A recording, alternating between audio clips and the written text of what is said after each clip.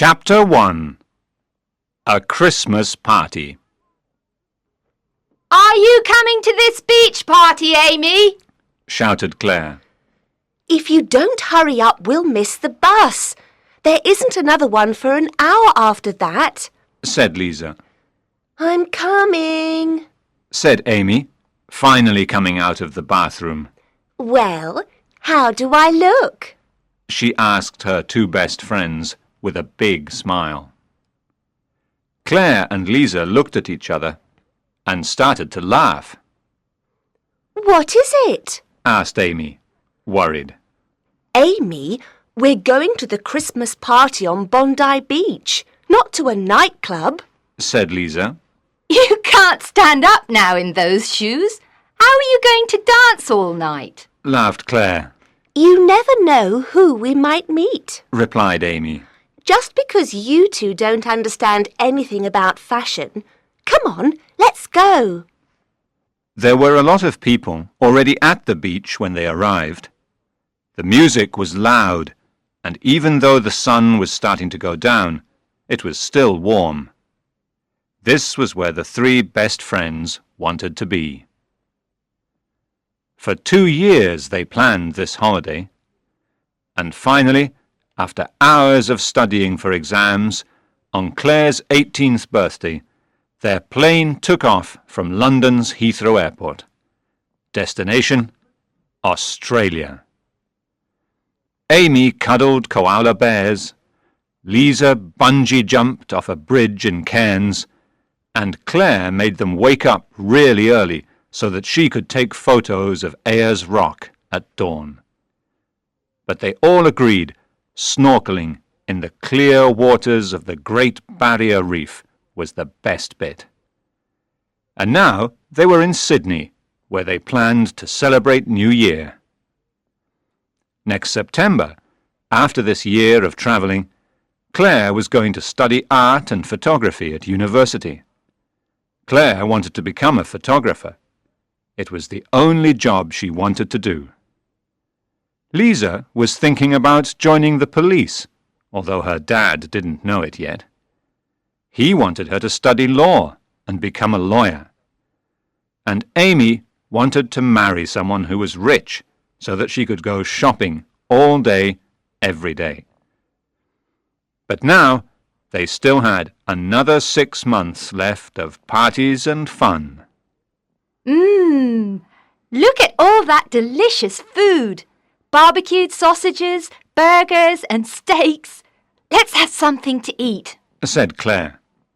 Amy, Claire, Interrupted Lisa. They looked at her. It was obvious that she wanted something. I've forgotten my purse. Can I borrow $10? I've only got a few coins on me. Again? You always forget to bring enough money, said Claire. Yes, and you haven't given me back the $5 you owe me for dinner the other night, said Amy. Lisa looked upset. She didn't plan to forget her money. It doesn't matter, she said. Angry, she went over to another group of friends. Don't ask me for anything in future. Lisa! Shouted Amy and Claire, but she just ignored them. Later, as the party was finishing, Amy and Claire waited for Lisa so they could go back to the youth hostel together. There was a cool wind. I think there might be a storm later on. I've got a headache, and I always get a headache before a storm, said Amy. Oh, where's Lisa? Maybe she went back to the youth hostel. The last time I saw her was when we argued, said Claire. What time is it? Asked Amy. 2 o'clock. Answered Claire. Perhaps she's at the hostel, in bed. Yes, come on. Everyone else has gone, and my feet are really hurting. I told you not to wear those shoes, laughed Claire.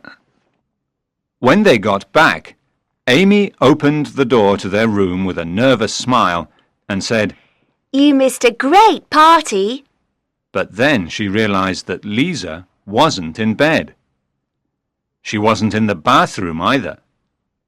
Maybe she's met someone, said Claire hopefully. Maybe. Said Amy. Let's go to bed. In the morning she'll tell us all about some gorgeous Australian that she met at the party, Said Claire, but she didn't seem sure. Maybe. Said Amy. And as she heard the first sound of thunder, she realized that her feet didn't hurt any more. Chapter 2. Where's Lisa? The girls' youth hostel was in the centre of Sydney, opposite Hyde Park. When Amy woke up early the next morning, she was happy they had their own room. In some hostels, the rooms were bigger, you had to share with a lot of other people. Today, she didn't feel like being polite or nice to anyone. Their room was very small for 3 people, but there was a nice view of the park below. Lisa liked sitting in the park when she wanted to write in her diary. But this morning, when Amy looked out towards the park, she could only see their friend Jack. He was sitting alone, near the fountain, reading a book. It was a beautiful sunny day now. The storm of the night before was over, just like a bad dream. Claire, wake up! Said Amy, touching Claire on the shoulder. Another 5 minutes? Said Claire, pulling the sheet over her head. No, you've got to wake up now. Lisa's still not here. She didn't come back last night. Claire immediately threw the sheets off her and sat up. Let's get dressed and we'll go downstairs and have some breakfast. Said Claire. Perhaps Lisa got up early and is already there.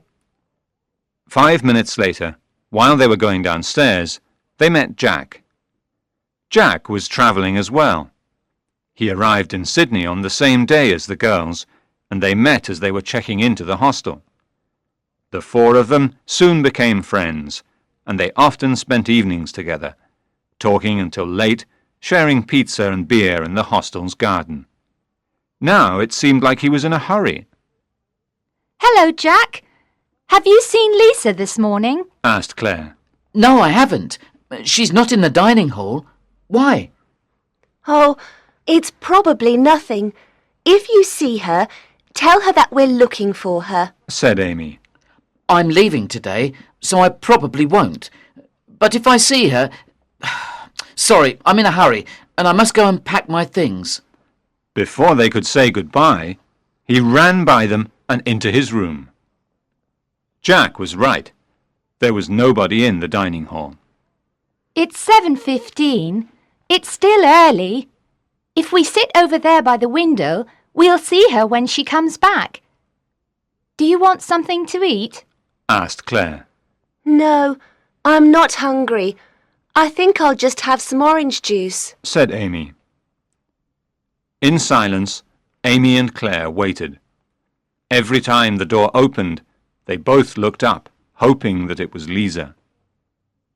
At 8 o'clock, the dining hall was starting to get busy, and their glasses of orange juice were still full. Come on. I can't just sit here anymore. Let's go back upstairs to the room and try to call her on her mobile. Said Claire. Back in the room, Amy dialed 387-452-9113. She walked up and down the room, waiting for the number to start ringing. OK, it's ringing. She said to Claire with a nervous smile. Shh! Said Claire suddenly. What is it? Said Amy. She watched Claire go over to the bedside table and opened the drawer. As she opened it, the ringtone of Lisa's phone filled the room. Amy hung up the phone, disappointed. Amy! Look! Lisa's purse is in here too. So Lisa hasn't got her mobile or any money with her. Said Amy. Oh, Claire, where could she be? This isn't like her at all. What are we going to do? Chapter 3. Searching for Lisa. For the next 4 hours, Amy and Claire walked around Sydney.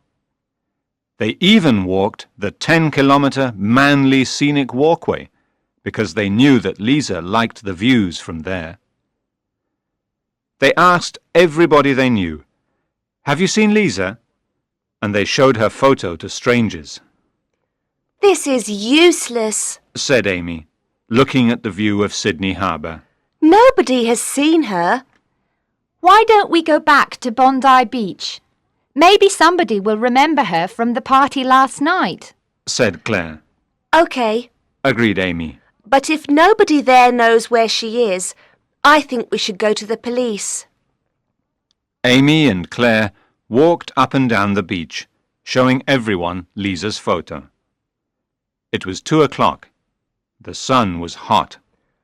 I need to put some sun cream on. Amy said, looking at her red arms. Do you want to go to that bar over there and have some lunch? Then we can go to the police station. Said Claire. Do you think something has happened to her? Before Amy could answer, a blonde Australian girl came over to take their order. Can we have 1 tuna salad, 1 chicken salad and a large bottle of water, please? Asked Claire. Were you here yesterday at the party? Asked Amy hopefully.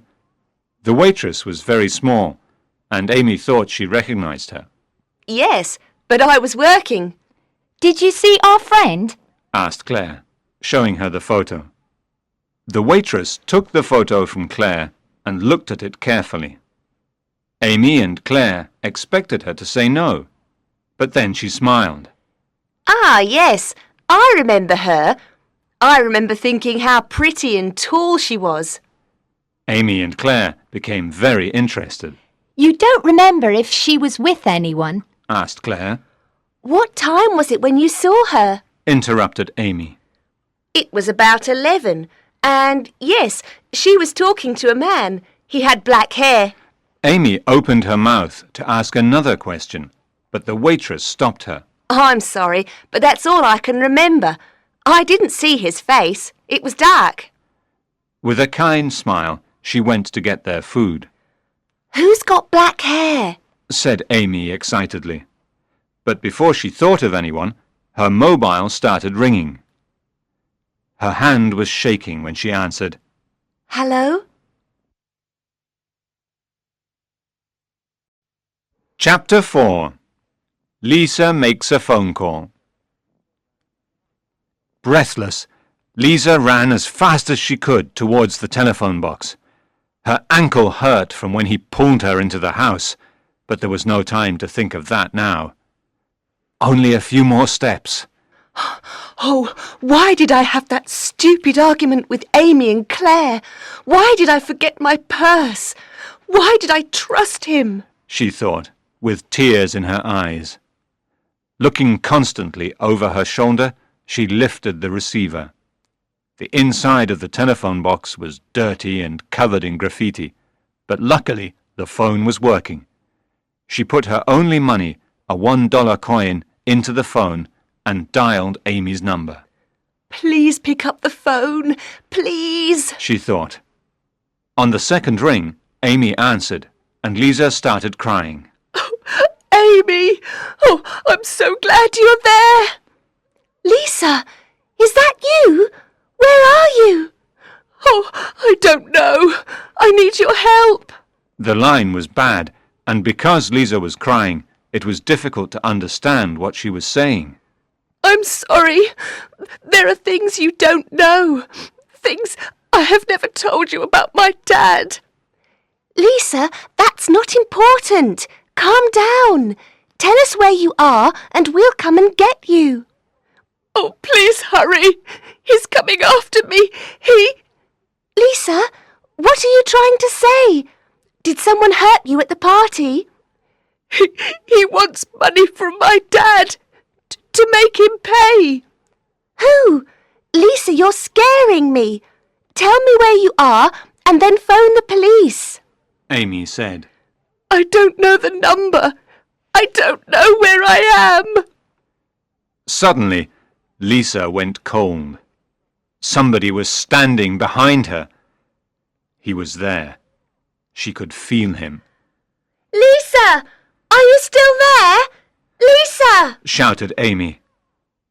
Lisa stood terrified as she watched him take the phone from her and hang up. He was smiling at her, but it wasn't a nice smile. It was an evil, mad smile. Why didn't you stay at the house, Lisa? But it doesn't matter. Nobody will ever find you. Putting a baseball cap over his black hair, he pulled her out of the telephone box. Chapter 5. At the police station. We need to talk to somebody urgently. Amy told the policeman in the front office before he could even say hello. Something has happened to our friend Lisa, and we need your help. She went missing last night. You must help us find her. Said Claire. We got a phone call from her 5 minutes ago. Interrupted Amy. She's in trouble. Said Claire. Somebody has kidnapped her. Shouted Amy. The officer looked confused and went inside. When he came back, there was another policeman with him. Good day. My name is Inspector Swanson. Would you like to come through here, please? He said, taking them into an untidy office. Please, take a seat. I understand that your friend is missing. What's her name? Lisa. Her name is Lisa McIntosh. Said Claire. He sat down at his desk and started writing down the details. How old is she? 18. She'll be 19 next month. Amy said, trying not to cry. Inspector Swanson smiled kindly at Amy. He could see that both the girls were very worried. What was she wearing when she went missing? She was wearing blue jeans and a pink t-shirt. Said Claire. Can you describe her to me? She has long, curly blonde hair and blue eyes. This is a photo of Lisa. Amy said, and gave him one of their photos. She's very pretty and tall, about 1.75 meters. Amy said, remembering what the waitress said earlier. When was the last time you saw her? It was about 8:30 last night. Said Claire. Are you sure she isn't with anyone she met at the party? A friend, perhaps? Inspector Swanson looked at them very seriously. No, not without telling us first. Said Amy, shaking her head. We made a rule before we left England. If you want to stay out all night, then you have to tell the others where you're going, who with, and when you'll be back. Explained Claire. Lisa knows that rule. She knows we'll be worried. Inspector Swanson listened carefully. He thought that they were telling him the truth. You told the other officer that somebody has kidnapped her. He said cautiously. Yes. The two girls said at the same time. That's a very serious thing to say.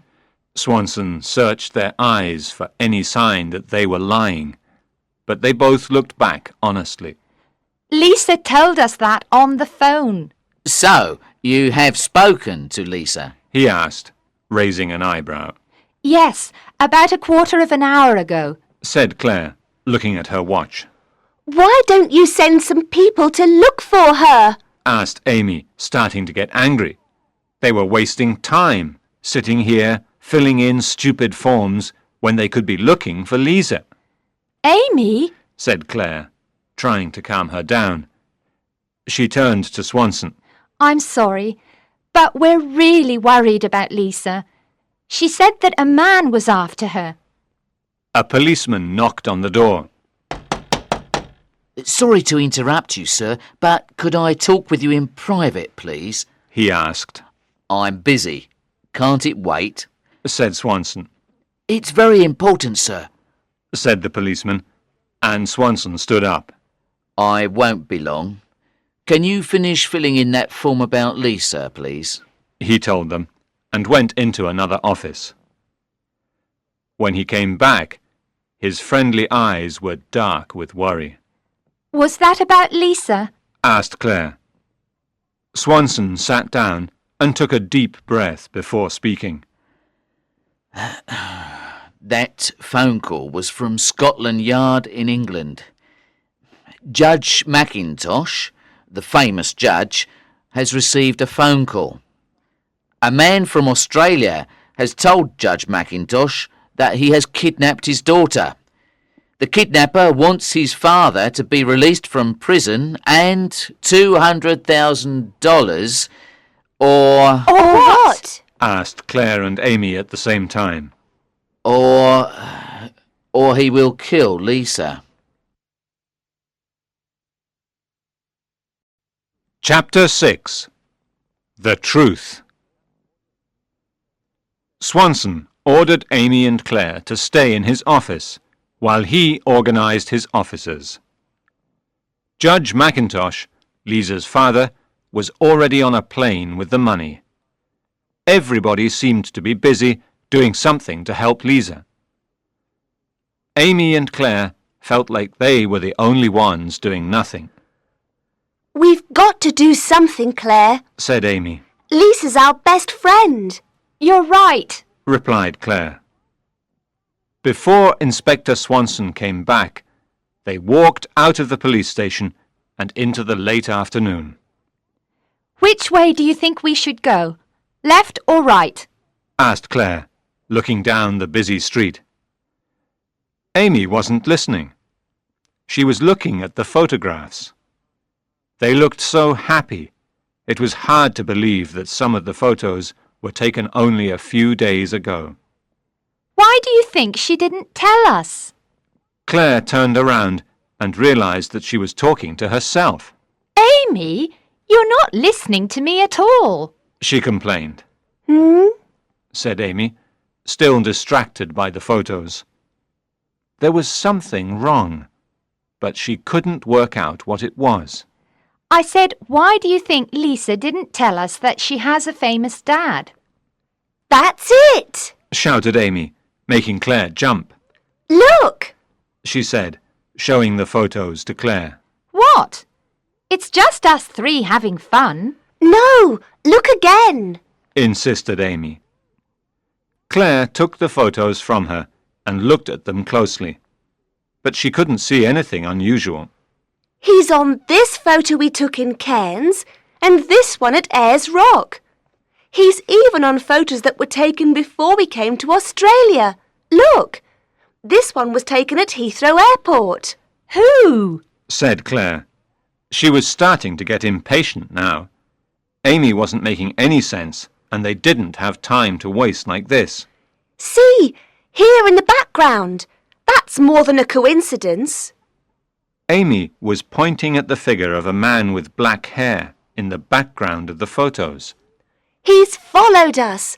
He's the monster who has kidnapped Lisa. She said angrily.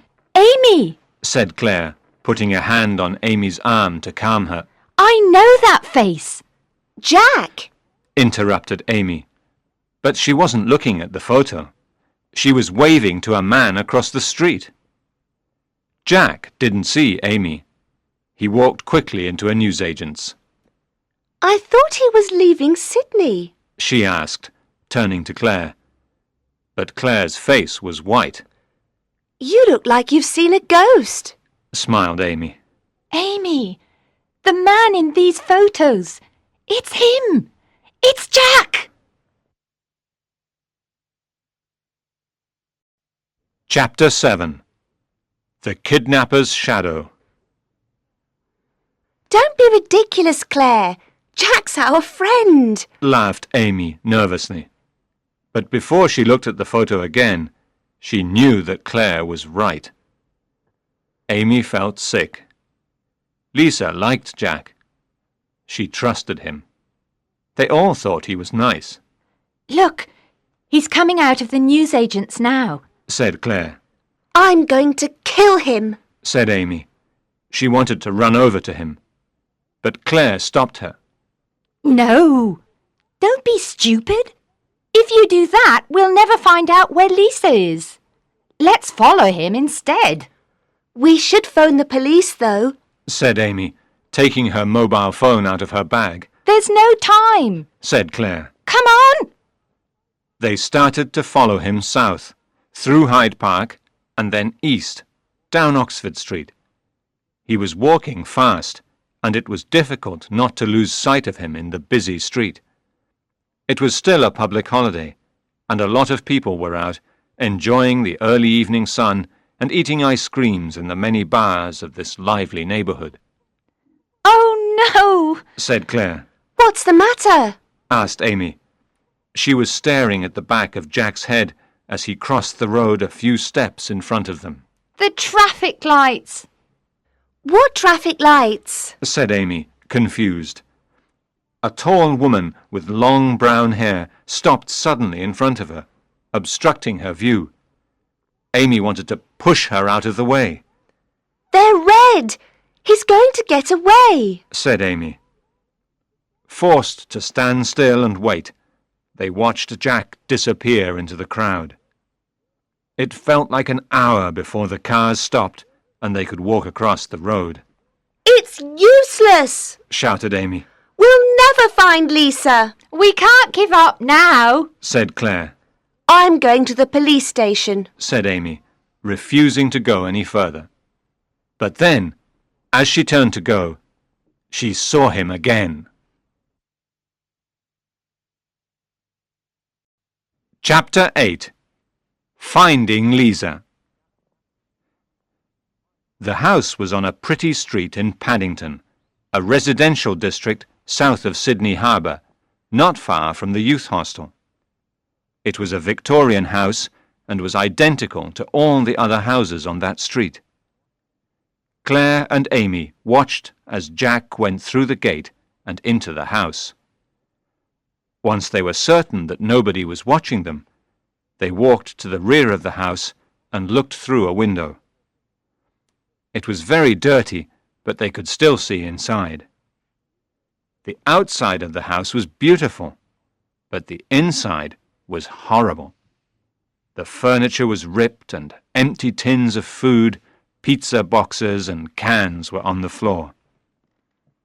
Lisa was sitting on an old chair in the living room.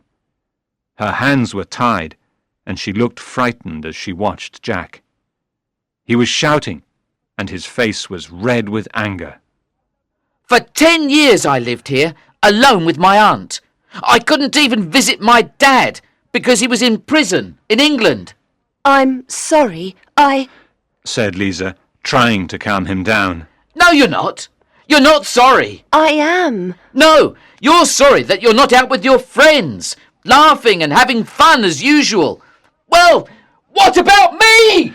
He screamed, out of control. If you let me go, I won't tell anyone about this. Said Lisa desperately. Not Claire, not Amy. Nobody will ever know. It will be our secret. You're a liar, just like your dad. He screamed, so loud it made Amy and Claire jump. Do you think I could let you go now? After all this time? After all that he's done? My father was innocent. He told me he never did it. He was set up. Claire and Amy listened in silence, too scared to breathe. He looked so different from the kind, funny guy they shared pizza with. This was the real Jack. I've planned this for a long time. I followed you and your stupid friends around Australia, and then you came to Sydney. When you argued with your friends on Bondi Beach, I was there. You knew me from the youth hostel and trusted me, and I could finally put my plan into action. Now your dad is going to pay. I hope he's got the money ready. Otherwise... He laughed a mad laugh in Lisa's face before rushing out of the house, locking the door behind him. Amy didn't wait 1 minute more. She took her mobile phone and dialed the number of the police station. Hello? Can I speak with Inspector Swanson, please? It's Amy Dixon. While Amy waited for Swanson to answer, Claire knocked on the window. Lisa, shouted Claire. Everything's going to be okay. You're safe now. Chapter 9. Happy New Year, I still don't understand why you didn't tell us about your dad. said Claire. It was New Year's Eve, and Lisa's dad was paying for them to have dinner in an expensive restaurant. From their table, there was a fantastic view of Sydney Harbour and the Opera House. The night sky was full of stars. The nightmare of the past few days was finally over. I wanted you to like me for who I am, not because my dad was a famous judge, said Lisa. Well, I don't care if your dad is a judge or if he cleans the streets. What are you going to order? I can't decide. I'm so hungry, I could eat 2 of everything, said Amy. We'll order some champagne first, said Lisa's dad. I'm a lucky man. I always worried that something like this was going to happen. It's over now, Dad. Because of Amy and Claire, Jack's in prison, and he'll stay there for a long time. I want to get on with my life, said Lisa, and she kissed him on the cheek. What are your New Year's resolutions? Asked Amy. I'm going to give up chocolate after I've tried that delicious-looking chocolate cake, said Claire. I'm going to retire, said Lisa's dad. Why? You can't do that. Your job means everything to you, said Lisa, surprised. I've thought about it for a long time, even before all of this happened. I want to spend more time with my family, he said, smiling at Lisa. My New Year's resolution is to remember my money and mobile phone when I go out. Laughed Lisa. Cheers! Laughed Amy, raising her glass. Dinner was delicious, and they all ate too much. Have you thought about what you are going to study at university? He asked. Oh, Dad, don't be boring. It's New Year's Eve. There's lots of time to think about that, said Lisa, suddenly nervous. Your future is very important, he said seriously. I know, but... Lisa knew that joining the police was what she definitely wanted. She also knew that sooner or later she needed to tell her dad about her decision. But she didn't want to ruin this evening. She was having such a good time. Dad, she started. Taking a deep breath, she said the words she knew were going to disappoint him. I don't want to go to university. She avoided his eyes and waited for him to shout that she was making a big mistake. But when he spoke, his voice was warm. I know, he said. What do you mean, I know? Lisa looked at him confused, but he was smiling. I'm your dad. I could see that whenever I talked about university, you looked unhappy. And what's important to me, he said, taking her hand gently in his, is that you're happy. So, can I join the police? If that's what you want, he smiled. Do you mean that? Asked Lisa, excitedly. She threw her arms around him. Well, if Lisa is going to join the police, then you two could always become private investigators, he said, and Claire laughed. I'm serious. You found Lisa before the police did. But the girls were laughing too much to take him seriously. Here's to us, Charlie's Angels, Laughed Lisa, making another toast. It'll soon be midnight. Shall we go outside with everyone else? At last, the countdown began. 10, 9, 8, 7, everyone shouted. 6, 5, 4, 3, 2, 1. Happy New Year! Fireworks filled the sky with loud bangs and a beautiful rainbow of colour. Sydney was impressive at any time of year, but the harbour at New Year was unforgettable. any plans for the future could wait until tomorrow. It was too good, here and now.